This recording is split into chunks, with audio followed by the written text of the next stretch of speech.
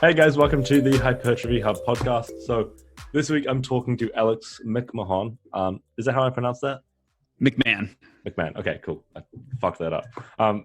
So this week I think it'd be cool to start this conversation off basically by talking about Alex. When you first got into nutrition, you sort of went through a certification, didn't end up being something that you sort of thought was entirely rational. Sort of, you had to sort of deviate away from it in the future. Would you be able to sort of walk us through that into sort of where you are now and sort of what that was kind of like? Yeah, absolutely. So I started off in my bias when I very first got into nutrition was very much so like keto, low carb fasting, kind of paleo-ish. And I had a bias towards that because it's what worked for me. I experimented with a ton of different diets, and that was the thing that actually ended up getting me the best results. I was able to kind of like think a little bit clearer. I lost some weight and stuff like that. And so my heavy bias was towards that. And when I set out to find a certification, I found one at the time that I thought was evidence-based, but I didn't really know what that meant. I just saw that they were citing studies.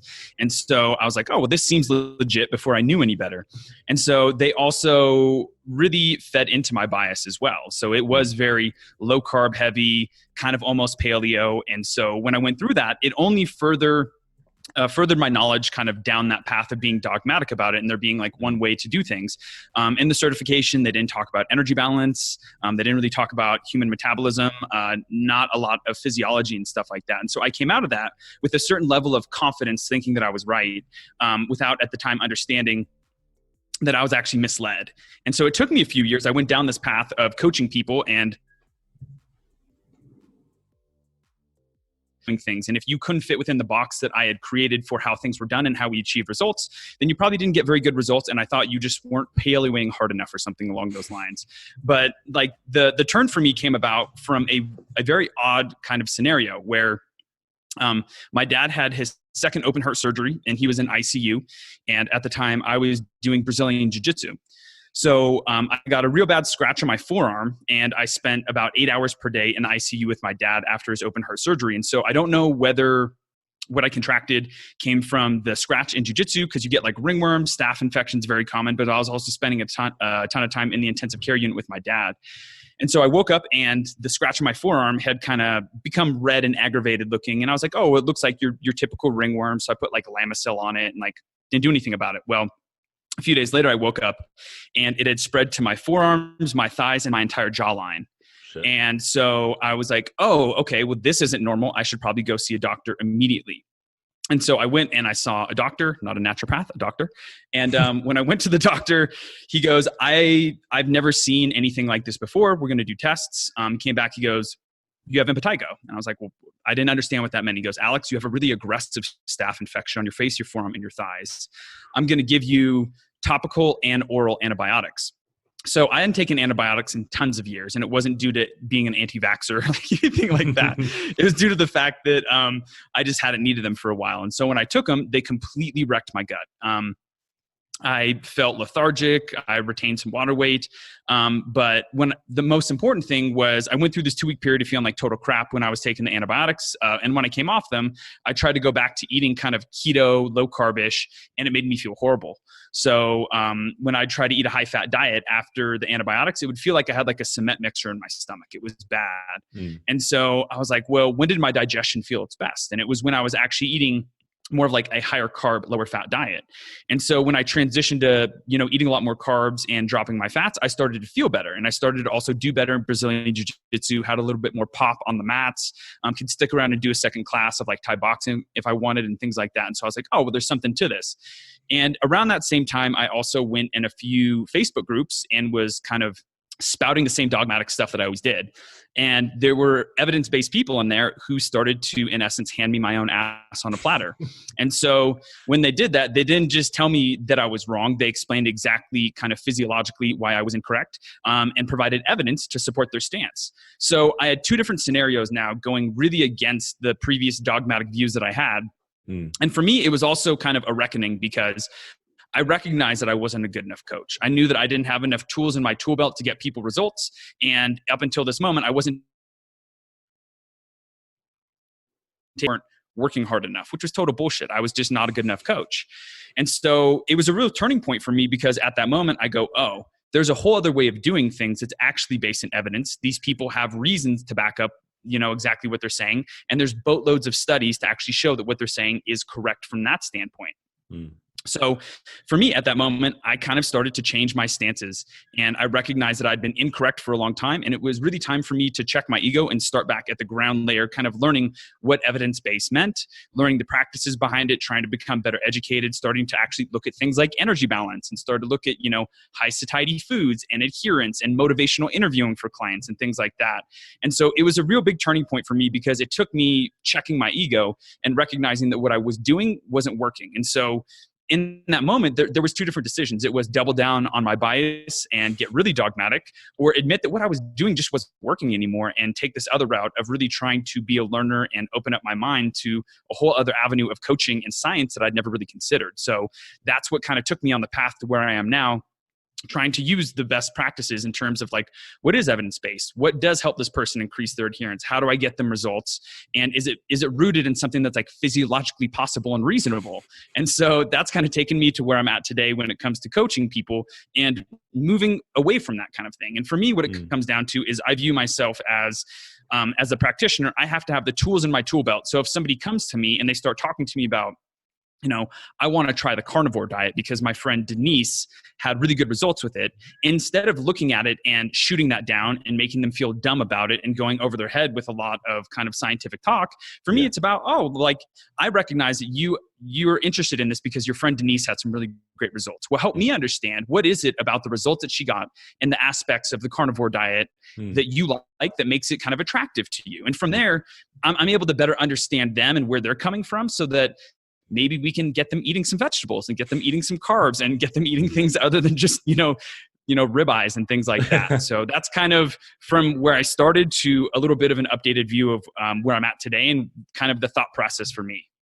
I think that's always the hardest thing, right? It's like, I find like tackling fads in general, like fascinatingly hard. It's like, because it's like, okay, well, I don't think that it provides much utility to like, just be like, everyone who believes in keto is a retard or whatever. It's like, that's obviously not the case. Like, I just had Cliff Harvey on, and it's like, we talked about keto and it was fascinating. And it's like, there's like a point of like, and we even briefly mentioned carnivore diet, where it's like, I think he mentioned some place where it was useful. I can't remember what it was, but it was like, and it's just like, that's what I find difficult. Like, most of the clients I tend to get like are quite like, they're already relatively well educated. They're not sort of coming to me saying that they want to do a fad, but then like, I'll talk to more people in sort of general population. Like, for instance, my mum or something, and she'll be like, oh, well, I saw this thing on the news and I think it's cool or whatever. She'll be like, oh, protein's going to kill you, whatever.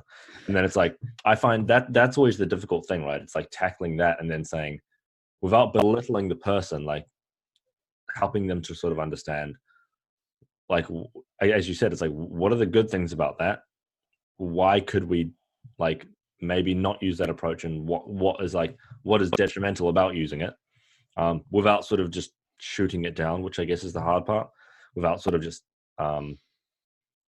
belittling the person or doing something along those lines. It's a very difficult thing, I'd say, because it's like the person, they don't care if you give them studies. It's like what they kind of more want is along the lines of like, hey, they want some basic understanding. And I think it's very difficult sort of going from there and then sort of trying to give them all this research or whatever, just saying, here's why it's wrong or X, Y, and Z. It's just furthering people and sort of, making them dig their heels in. It's a very hard thing to manage, I would say. Yeah, I think that one of the big things is if you try to understand where someone's coming from first before you try to shoot it down, then you at least have some common grounds. And nobody has ever made anybody feel like they were worthy because they like undermined them, or because they essentially like, nobody feels endeared to somebody who makes them feel stupid. No. Like when I feel stupid around somebody because they're so exponentially smart around me and they're trying to flex that muscle, it doesn't come off very good. It comes off as very egotistical, and you're like, oh, like that's kind of gross. I don't really want to be around that person. Or you immediately shut yourself off to being open to what they have to say. Whereas if the person first seeks to kind of like be an understanding individual and hear what you have to say and validate some things that you may have or some points and how you feel about something, it may not be based in evidence how you feel. Because we know feelings aren't evidence-based. But at the same time, one of the things to keep in mind is that sometimes coming from a place of like trying to understand a person first before you correct them can actually be very, very helpful when it comes to, especially for the clients that I kind of have. They come to me with things like that. Like they've tried keto, they've tried detoxes, they've tried Slimming World or Weight Watchers or whatever it is. And sometimes it's coming to them saying like, well, there are aspects of what you tried that was actually good and that you enjoyed about it. So how can we take that and replicate that? Because if you come and all you do is shit on every diet they've ever done, they're going to feel stupid for trying them. Right. Whereas if you go, well, what aspects of that did you actually enjoy? What aspects of that worked for you and worked for your lifestyle? Then you can try to replicate that in the plan that you're currently using with them. And so I think that that's one of the big things is like, well, what's good about what they've done, and really trying to highlight that can be really great for the person in front of you, just because it allows them to feel like they haven't been a total failure with everything thus far. And it sorry, I think my mic's being weird. And I think it's also like one of the things that sort of we talked about a little bit off air was kind of like, well, we've been fooled by these things before. It's like for instance, like three, maybe I'm going to say four. Four sounds better. Years ago, I was quite on board with like what is it? I forgot what the book's called by Gary Taubes. It was The Case Against Sugar. Okay. Yeah, like I was on board with that. I was like, holy shit, sugar is literally killing everyone. Like we're literally going to die if we keep like drinking this much Coca-Cola. And I was just like frightened of literally every piece of sugar. And it was just like, it's logically, it's a convincing argument. It's not like a logically sound argument, but it's convincing. It's very convincing. And like, especially if you haven't been exposed to anything else, it's like, well, like if it's the best argument you've heard, it's the best argument you've heard. And it's a lot of the things that are more correct are often not portrayed in a very sexy way. It's like, when we make a podcast talking about like, oh, here's a podcast about metabolic flexibility. It's like, that's not very sexy. It's like, it's just like, it's very difficult to make that sexy. It's because it's extremely nuanced. But I think that there's ways that as like an evidence-based community, we can make it sexy, but it's like, it's just a little bit tougher. It's just a little bit like, it depends where you want to draw the line between clickbait and sort of getting views and sort of, I guess, intellectual honesty. It's like I'm still trying to figure out where the line is. It's very difficult. Yeah, I mean, I can't ever fault anybody for being duped, because for God's sakes, like I took an entire course that duped me. And so for 9 months straight, I was being fed total lies and stuff that wasn't actually physiologically possible. And I was like, oh yeah, great. Let's go on to the next module. That sounds legit. You know what I mean? So I can't really fault anybody for not being in this industry and being duped by that kind of stuff. And then kind of going back to what you were saying about how to make stuff sexy. That's a tough one to really kind of skin the cat on, right? Because it's like, there's the old saying inside of like marketing and business, it's like sell them what they want and give them what they need. And like sometimes you do have to make stuff a little bit more sexy. You do have to bump up the appeal a tiny bit to make it more applicable to the widespread people in front of us. But there's a fine line between that and being disingenuous and being intellectually dishonest about it, I think. And that's one of the big things is what you're talking about. Can you actually deliver on it? And I think that that's one of the big aspects of it all. Is I think that, like you were saying before when we were off air, like I think Jeff Nipper does an amazing job of taking things that would otherwise probably put people to sleep and make it very, very palatable and make it very easy to understand and can get a lot of people on board. So if we could find a way to kind of do that, and like you thought a lot of intention and a lot of time into stuff like this, and just thinking about ways to, I don't know, get the point across without having to cite every single thing that you say. Like you should absolutely, like you, as if, you know, when you and I were talking before we started podcasting, I'm never going to have citations in a, you know, Instagram post that I'm going to do, because that's not really going to help the people in front of me. Like the people who I typically work with are beginners, and they need to know that energy balance is a thing, that keto and fasting isn't magic, that they can have, you know, as many meals or as few meals throughout the day as they'd really like, and it's not going to dramatically impact their fat loss, and that they're probably underreporting and things like that. And so me putting a citation in there isn't going to add anything to them. It's not going to prove anything. And it might actually turn some of the people off and make it a little bit less palatable for them. Yeah. And so I think that that's an important thing, is understanding kind of the people that you're trying to work with and making a message for them. I think that a big issue that we run into in the evidence-based community is I see a lot of people and I feel like they're making content for other practitioners, not 100%.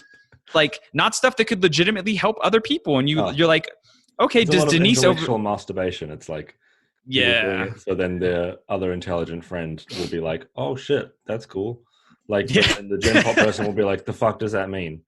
It's like it's just like fundamental, It's like I'm trying to learn it really. Like I'm trying to really figure out the balance right now. It's like I love making complex content. Like, okay, here's the nuance about like how to progress over a mesocycle. Like most people don't need to know that. It's like, well, it's just like, do they even understand what volume is? It's like one time I did a post where it was like, here's some helpful fitness words. And it was just like, this is what mesocycle means. This is what volume means.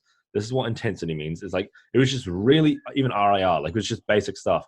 And then they were just like, it was like my most popular post on that account. And it was just like, oh shit. Like it had like way more saves than any of my other posts, just because it's like, well, this is just so fucking useful.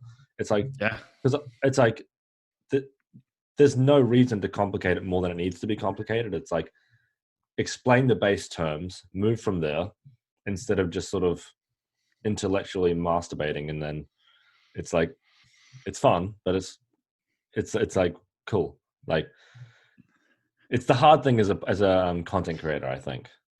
Yeah, I was talking to somebody once and they were really, really afraid to like hit publish on things. And that was like a big thing that they ran into. And I was like, you recognize that Eric Helms and Alan Aragon aren't reading your shit, right? Like they're not going to come fact check you on your blog post. Like just hit, like I heard Alan Flanagan say something once on his podcast that really resonated with me. He goes, science isn't about being right. It's about getting it right. And that really resonated with me because we're all going to make mistakes. We're all going to fuck up. We're all going to say things that we're like, you know what? I'm going to retract the humility to go forward and to make that retraction and to be like, hey, you know what? This is actually where I was incorrect. I totally fucked this up, or I misworded this, or something along those lines. And I think that there's such a fear of having like somebody like that, like an Eric Helms or an Alan Aragon or like Mike Israetel, look at one of your posts and tear you to shreds, that people are afraid to even put information out there that could potentially help a lot of people. Now, I think that there's another interesting thing where just because you get people results also doesn't make you a great coach. I think that you could get people results, and let's say you had, Keto Ken over here that you're working with, and he has a coach who's taking him through a ketogenic diet, and Ken gets really good results with his weight loss journey.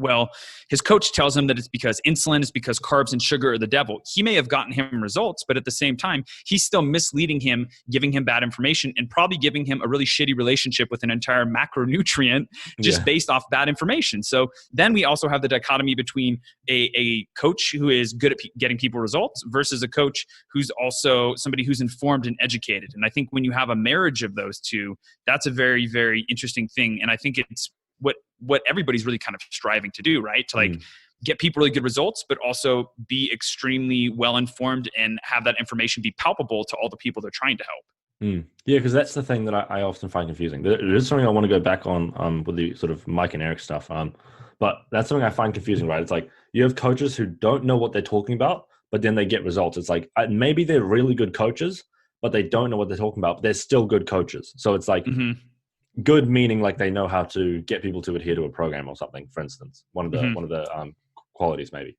And then it's like, I think as a coach, it's like, that's where you have to marry it, right? It's like when I first started coaching, I realized how hard coaching was. It's like, it's not simple. It's like, you have to empathize with these individuals, get them to basically buy into your like your general plan moving forward. It's like, it's much more difficult than I think people comprehend, just from like an actual coaching point of view. It's like there's things you don't even bloody think about. It's just like I wouldn't even know that these things exist before I started coaching. And I've talked to a lot of coaches before I even started, and I had no clue about these things. It's like I don't think anybody knows until they get in the thick of it, right? Where like once you're in it and you have those clients that are they're the tougher clients you work with, but they're the clients that help you to grow the most because they force you to reassess your toolbox and to grow as a coach yourself. Like I think that those are the most interesting things that, and even working in nutrition, people are like, oh, so you just tell people how to eat, and it's like, no, you're like, it'd be dope if it was that simple, but like, yeah, you give them macros and that's it. It's like, yeah, exactly. Must be nice. But the thing is, no, there's just so much underlying stuff underneath that is the intent and the overall kind of nutritional adherence that they have and their ability to stick to a plan. Or like they might be going through a divorce, they might be going broke, they may have like so many things going on in their life that have these impacts. And it was like one time I was talking to somebody and they're like, so you're part therapist, part nutrition coach. And I'm like, kind of. I can't. Like, I was like, yeah, like I can't use this word because like you need to know, you need to have good people skills. Like you need to like, and it's like I still suck with people, but it's like, you know, you learn as you go. It's definitely like, it's one of the things that I'm trying to sort of get better at as a coach. It's like realizing like, okay, these people are humans. It's kind of a balance between how much they want me to just intrinsically push them, and then also like, so how much do they want me to provide their motivation? And then how much do they want to say, do I want to sort of figure out the balance between like, but they're a human being. And like, for instance, Christmas, right? It's like, I'm having to tell a lot of them, it's like, realize it's okay to do whatever the fuck you want on Christmas. It's like, realize that's okay. Like there is strategies if you want to, but it's like, realize Christmas is like, don't get that many Christmases. It only comes around once a year. It's like, you know, it's like, this might be your last Christmas. You never know. Like, it's just like morbid, but true. Yeah. It's like, well, like these things are things to take into account. But going back to the thing with sort of like, say if some sort of evidence-based like person with a lot of followers, like the fear that they're going to like look at your work and then be like, that's fucking terrible or whatever. It's like, so this is extremely relevant right now, I think. So the day we're recording this, Mike just did a podcast with Greg Doucette. Did you see that at all? Yeah. And I watched a little bit of it. Yeah. Mike just effectively tore him to shreds. And I think generally Mike, I think he had the right to do that. And I completely agree with Mike's actions there. But it's like, then look at who Mike is doing that to, right? Like Mike's probably one of the most rational people I've ever met, one of the most intellectually sort of sound, reasonable. He aims for truth generally, right? And it's like he's doing that to someone who's talked shit, basically, and then someone who's intellectually dishonest or just not they're not really the kind of person who's sort of giving the best intentions. Like it's just like they're not doing it to the average Joe who's trying their best. Like it's just like. This is not the average content creator who's like, oh, here's what I think does this. And then they don't go into the comments and say, you fucking retard. This is incorrect. Like they just don't do that. That's not going to happen. Like people who are intellectually honest, like they want people to progress, but they don't make them progress by making them feel like an idiot. It's just like people tear people down. And I think the idea of tearing individuals down, like for instance, shitting on an influencer, I think that's generally not a good idea. But it's like people do that to those people when they know they're being intellectually dishonest. Not many people, and I'd say they're wrong for doing it to someone who's just trying to learn or just trying to basically do the right thing or they have the right intentions. It's like for instance, my friends at JPS, they've taught me so much, and I've said some dumb shit in front of them. And the way they've basically done it is they've basically figured out like, okay, how can we guide James into something that's a bit more intelligent without making him feel like a retard? And it's like, they've done a fantastic job at doing that for me. And it's like, it's really cool because it's like, it helps me learn. And they basically like, here's maybe one little tweak with this idea that could make it a little bit more logical. And it's just like, well, shit's useful. Yeah, I mean, honestly, I view it very much so like you do, but I have a little tweak. I think it depends on the person who's getting the criticism, their mindset. Because at the end of the day, like that's what happened to me. That's what made me shift over to a more evidence-based thing was like the people who were giving me the information were some of the guys from SBS inside a Facebook group. And so like they weren't exactly super gentle about stuff. They made me feel like a bit of an idiot at times. But you know what? Like I was like, am I more concerned with like being a good coach, or am I more concerned with trying to like be right? And at the time I knew I wasn't right. So from there, I think it also comes down to the mindset of the person who's getting the criticism. Are you interested in learning, or are you interested in trying to be somebody who's always right and like going to double down on something you know isn't correct? And so I think that for the most part, absolutely, I totally agree with a large part of what you're saying, but I also think that there's the other component of the person who's getting the criticism. 100%. What kind of mindset do they have, and how are they going to take that criticism? Because for me, willing to take it. If you're not willing to take it, then it's effectively a waste of their time and yours. Yeah. And I think that that's the big thing for me was I view a lot of the criticism that I get as, oh, this person wants me to do better. Or maybe they didn't want me to do better. Maybe they just felt like shitting on somebody that day inside that Facebook group. But at the same time, what it did was it showed me a better way. And I was like, oh, well, I'm incorrect in this. So I'm more concerned with, trying to get it right than I am being right at the moment. And so for me, I think that that's a big thing is like, do you have a growth or a fixed mindset when it comes to this kind of stuff? It's crucial. And I think it's like, it's hard to actually do it right. It's like realizing shit, I was wrong about that thing. It's like for me, like it happened a while ago with obesity. I was like, I was still of the mentality of like, people are just lazy. And it's like, I thought like, okay, obesity is a bit more complex than that. But it's like, I just basically thought like, effectively obesity is just due to lazy people. And it's like, now I know that's really quite incorrect. It's like, it's a lot more nuance than that. And it's like, if, for instance, the analogy that I really like is like, and I just sort of made this up, so it might be a bad analogy, but it's like, if you took those same people who are obese now and you put them in the 1400s, they probably wouldn't be obese. So it's like, is it the environment or is it them? It's probably the environment. And it's like, yes, I think there's things individuals can do, right? But it's like, you cannot put the individual burden. You cannot say it's their fault because it's like, well, the environment is so obesogenic. It's like, well, like they're pretty fucked. It's like it's a whirlwind of shit information. Like anywhere they look for information is usually bad information or incorrect or misleading or something or other. And like maybe it's getting better in general, but it's still pretty bad. And then it's like they go and eat anywhere. Like I was just in America, right? And then like you can get fat there so easy. Like you guys put cream in your coffee. What the fuck? Like you don't. No one else does that. Like we have issues. Yeah, we're like, do you guys want milk or skim milk? And then you guys are like, do you guys want cream or normal milk? And we're just like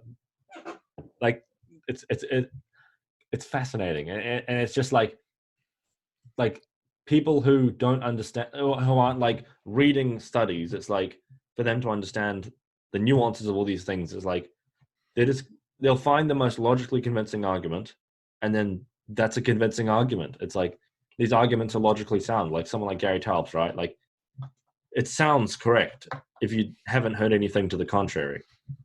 Yeah. I have a damaging admission to make. Back in my keto days, I used to put heavy whipping cream in my coffee, and I would do bulletproof coffee. So most people are, I know, right? You're like, the podcast is over. We're done, Alex. I've actually done bulletproof coffee as well before. It tasted like shit, so I never did it again. But I was like, fuck, like, I really want to get some cognitive benefits, so I'm going to put butter in my coffee, and I'm just like, just fucking take some caffeine, mate. Like, I was just like, Did you make sure to get the mold-free coffee? That might have been where you fucked up. No, yeah, I think I did. I just had like maybe like an espresso or something, and I just put some butter in it. Like, shit wasn't good. It tasted fucking terrible, man. Like, I couldn't even finish it. I was like, fuck this. Like, I'm not drinking this. Like, yeah, because it's retarded to put butter on your coffee. That's why. It doesn't work. Yeah, I can't see. I can't see the argument for it. I can see the argument for cream though. Cream in your coffee is fucking delicious. It is. It's definitely not. Maybe not the best idea for obesity, but whatever. Yeah. One thing that I would like to touch on is sort of, I find it difficult as a coach. It's like basically like there's we kind of touched on it a little bit. It's like when you personally create content, it's sort of like that barrier, right? It's like you know who your target audience is, right? And like I would say I have a relatively different target audience, but I'm still trying to figure out who they are really. Yeah. And I guess we all are. But it's like when you go about sort of creating content, it's like do you start with that audience in mind and then sort of frame it around there? It's like how do you go about basically making it so it's like understandable to them, and without sort of leaving it so it's not too complex or whatever, because it's easy to overcomplicate things. Yeah. So for me, one of the things that I've done over the past few years is I have a specific note that I keep in my phone. And whenever I go to like coffee shops or have conversations with people kind of in my everyday life, just walking around, I try to keep that in my phone. So I have a note of like different questions that people ask, or even questions that like my clients will ask and stuff like that. So I know that if something comes up multiple different times, it's usually a topic that they're interested in or something that they may not fully understand. And so, one of the parts that I left off about everything is that before becoming a nutrition coach, I was actually a preschool teacher for 5 years. So one of the best skills that I developed as a teacher was learning how to take something that was more complex and learning how to kind of distill it down to like, what are the bullet points that I could teach a kid about?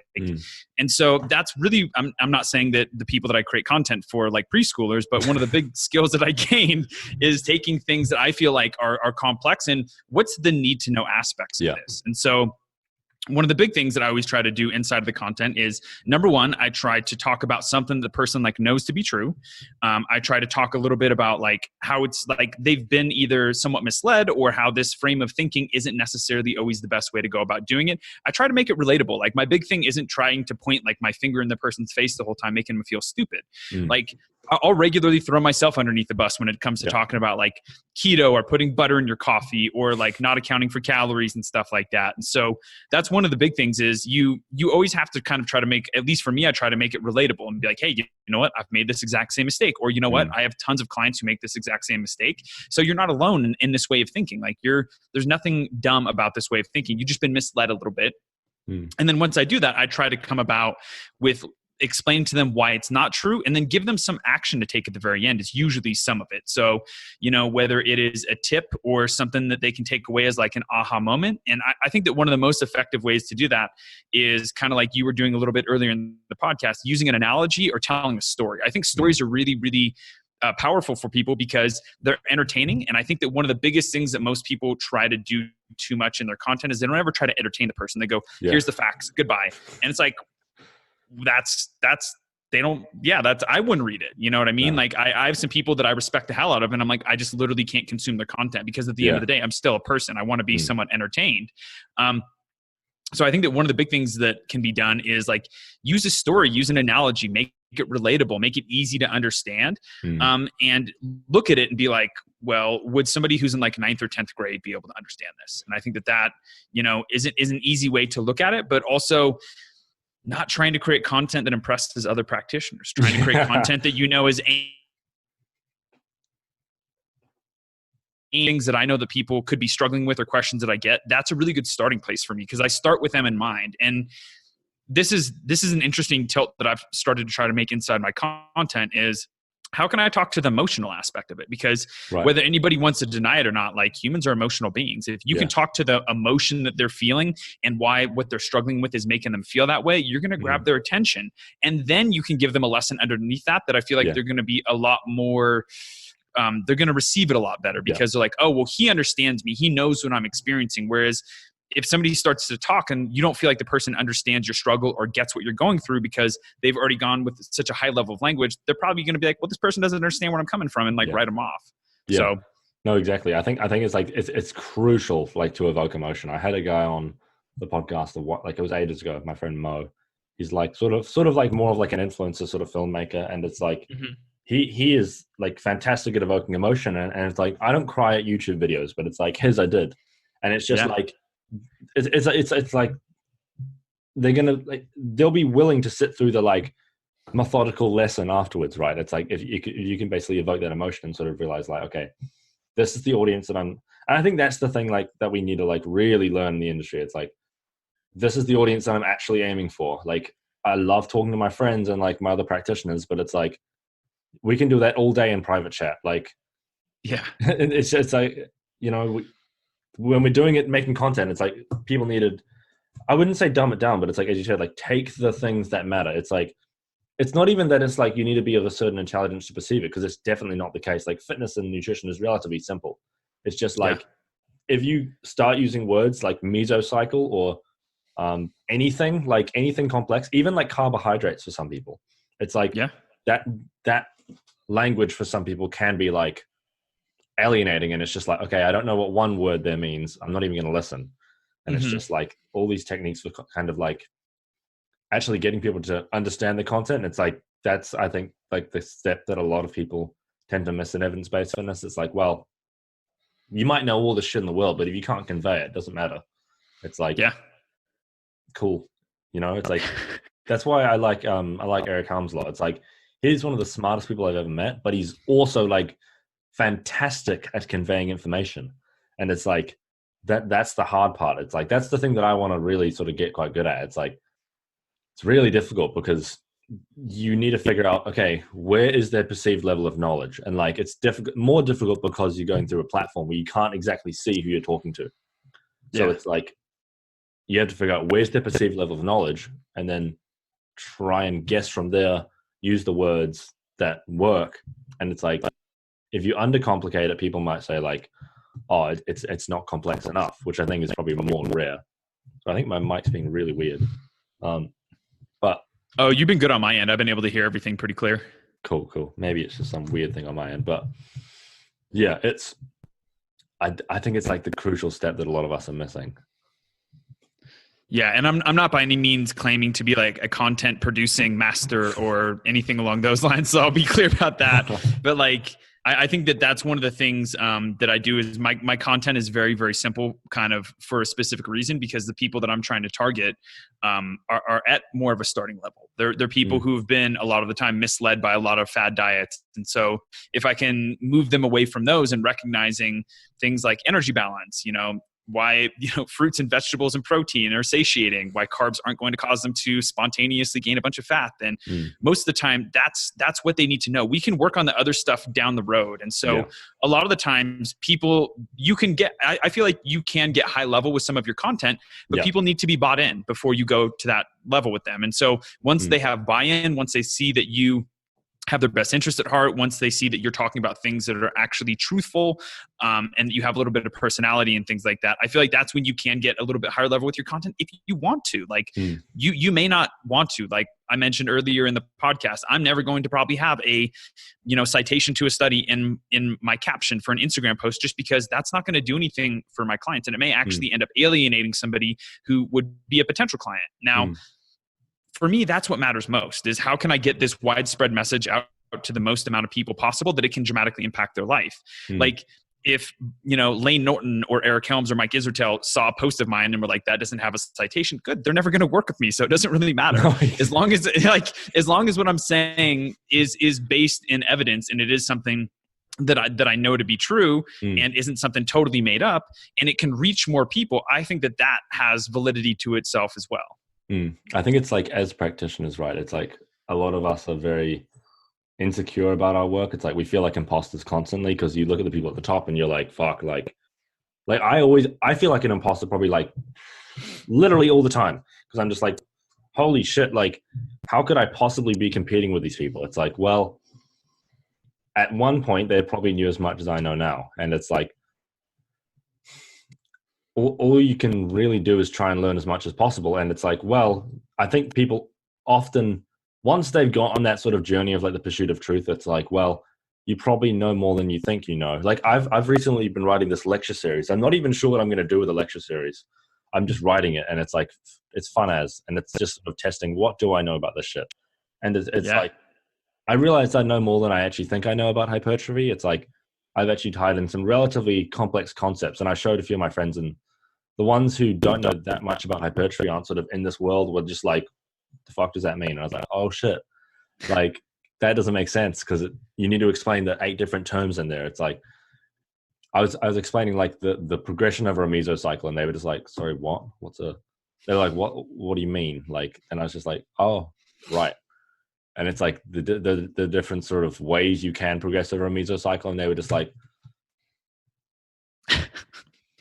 what? And I'm just like, oh, like, and that's when I think it comes into the picture, right? It's like, okay, like, who am I marketing this to? Like, for instance, my other 2 friends who are like really into exercise science, they were like, this is really cool. And then they gave like 2 critiques, and it was just like, oh, like for those people, that like, even those guys, it's like, if I like had them as a client, I would be like, this is a collaborative effort. And it's like, I think a lot of coaching is, right, but it would be more so like, they might call me out on something that I'm incorrect on, and they'd be like, why this? And then it would be like, oh shit, they taught me something. And it's like, I think the most like valuable form of coaching might be when like the person can understand most of what you're saying, and like you try to make them understand as much as possible. But it's like you generally, I think if you're teaching someone about a concept, you should know more, right? And then I think that's the challenge. But I think that's where it's like your target audience is important, because if I just market this for like the people at the top, it's like people will watch it and then they'll be like, the fuck does this mean, or what's the point? Like, it's way too complicated. It's just, Yeah. I don't know. I think it's a common problem in the evidence-based scene. I've talked about a lot of people, and it's like, I don't know how we figure it out. I think we just need to get better at marketing, because marketing's not fun. Like it's not sexy. And I mean, I think it needs to be honest marketing, because I think there's a lot of bullshit marketing out there that isn't very honest. And I think like going back to what you were saying about imposter syndrome, I think one of the things that really opened up my eyes was a long time ago, I heard Martin McDonald talking about having imposter syndrome. And I'm like, wow. What? I'm like, how in the world do you of all people have imposter syndrome? Like that was really eye-opening to me. And I think it goes like, there's something that I believe to be true, and it's how you think is how you coach. And so if you're somebody who's after the truth and you're somebody who is open-minded, then you're probably going to be a lot more of an open-minded coach. Whereas if you're somebody who's very closed-minded and somebody who's very shut off to the possibility that things that you're saying are incorrect, then you're probably going to coach that exact same way, right? And so hearing certain people that I very much so respect in the industry, and I'm like, you're some of the smartest people I've ever chatted with, say that they've dealt with imposter syndrome and things like that, was really eye-opening to me, because it's like, dude, I don't have a degree in this. I got my degree in early childhood education. I got a certification that was total horseshit. And I started, and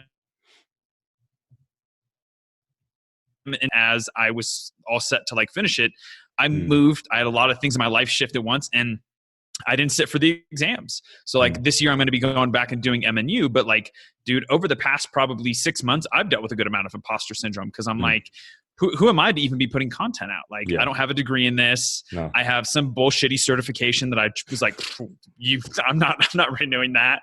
Like I took MNU and it didn't, I didn't finish it, like in the name of being completely transparent and honest. Like I do plan to finish it this year. But like I've even dealt with that. And so it was very interesting for me to feel that way, and then to look at people like Martin McDonald or other folks and be like, oh, they deal with it too. Crazy. Yeah. Like it's insane, because it's like levels of it, right? Like, I mean, I feel the exact same way fucking all the time, because it's like, I have a degree in podiatry. Podiatry is like the study of the lower limb, basically feet.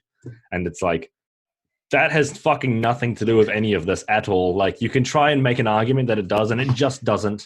Like, I've argued in my lectures about this. They'd be like, oh, well, we like some podiatrists will prescribe X, Y, and Z. I'm like, it's just not the same thing. It's not even slightly related. And it's like, okay.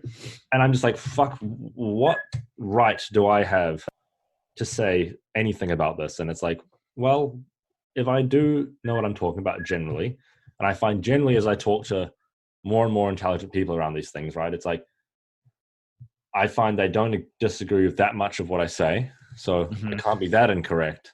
And it's just like, generally as I go on, the confidence generally grows.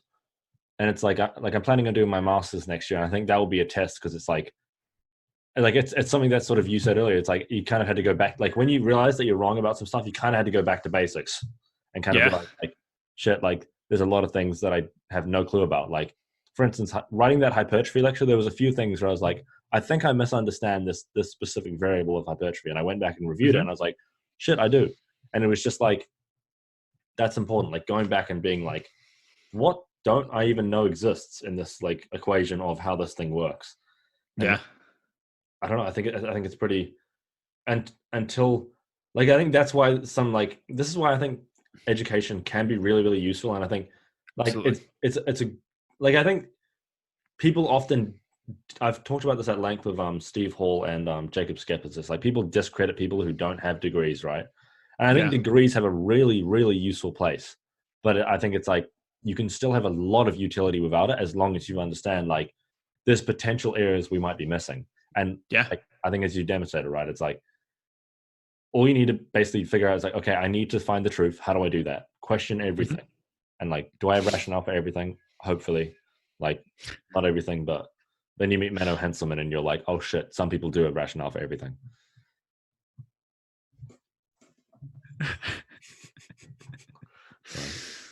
Those Bayesian statistics, right?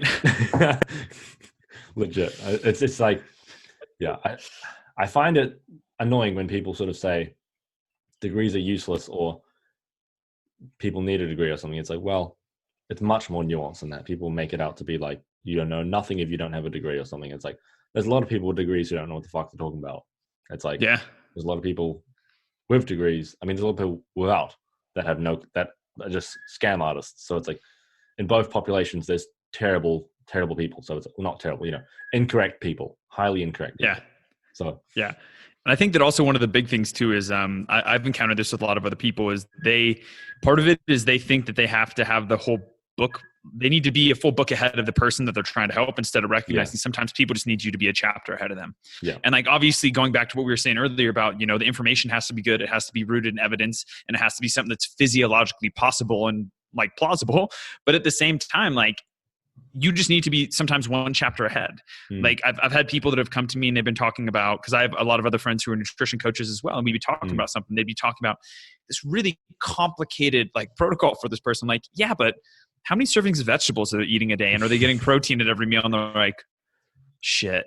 And so sometimes I think it's easy for us to think about, go out into the weeds and see how it could be really complicated when it's like, are they eating enough fruits and vegetables? Are they having protein? And are they controlling energy balance? And like, I don't know. That's obviously not the answer to everything. I'm not trying to distill it down to that, but I'm saying that for a lot of people, like, you just need to be that far ahead of them and figure out a way to be able to make that palatable and easy for them to execute on. And when you're able to do that, sometimes things that are a little bit more high level become, not always necessary for the person right in front of you. I know for the people that I tend to work with, that's a big part of it is like, getting them to understand energy balance, getting them to significantly increase their protein intake, to have, fruits and vegetables, to have a varied diet, to like not be afraid of carbohydrates.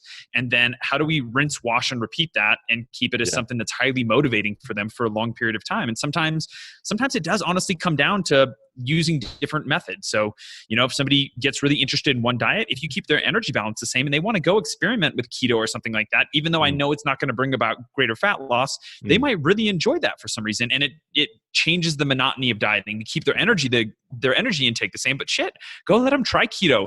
Let them try paleo or something like that. Like nothing bad is going to happen, but it may make it a more palatable way for them to actually adhere on a long enough timeline to actually get to where they're going instead of falling off after 60 days.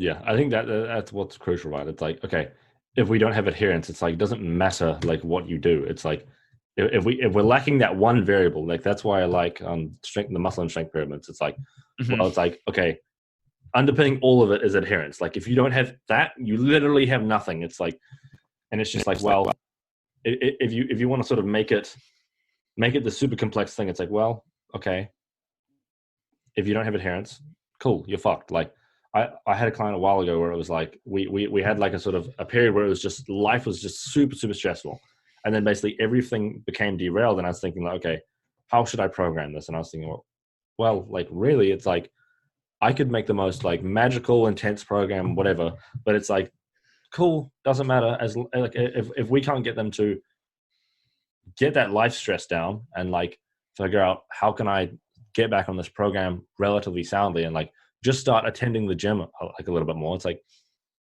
that's the shit that matters, not like how much volume should they be doing this mesocycle, like what sort of RIR should they be progressing at, like how should we progress that RIR over the meso? It's like doesn't fucking matter at all.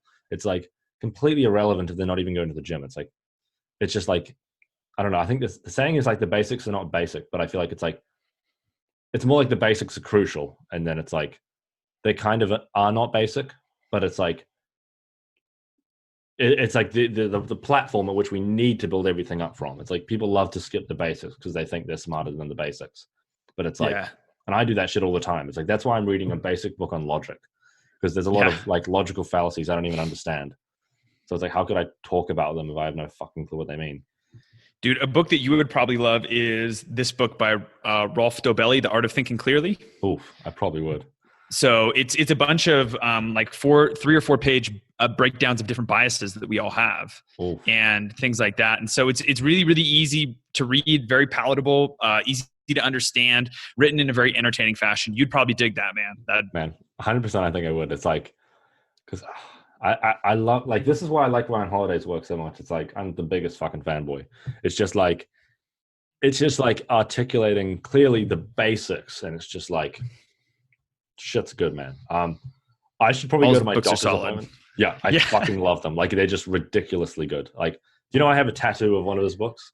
Like, I saw that on Instagram. I'm a fucking fanboy, man. It's bad. Yeah, I should probably go to my doctor's appointment so I don't figure out whether I've got, like, gonna die or whatever. But so should we end it here? Where can people find you if they're looking for you on Instagram, or if they want to get coaching? Where are the places that people can go? Yep. So on Instagram, my handle is Alex, Alex McMahon, but instead of a O, it's a 0. So it's AlexMcMah0N, because some other asshole took Alex McMahon. They should give it to me, I think. And if you guys want to find coaching or some like blogs and things like that, you can go to my website at evolvenutritionaltherapy.com. I have some free resources and things like that you can download off that site as well. So if you guys want any of that stuff, we're good. Boom. Hey guys, thank you very much for listening to this episode. I hope you give us a review or you really enjoyed the episode. Let me know any feedback. I'm always open to any criticism, anything like that. Reach out to me on Instagram at James_Walsham. Or if you'd like to follow my business account, follow at the Hypertrophy Hub. Thank you guys so much for listening. If you would like to help the show, there's a list of ways to do so in the show notes, but if you're wondering how, the best thing to do is just give us a review on iTunes, or just let me know how the show can be improved. Thank you very much.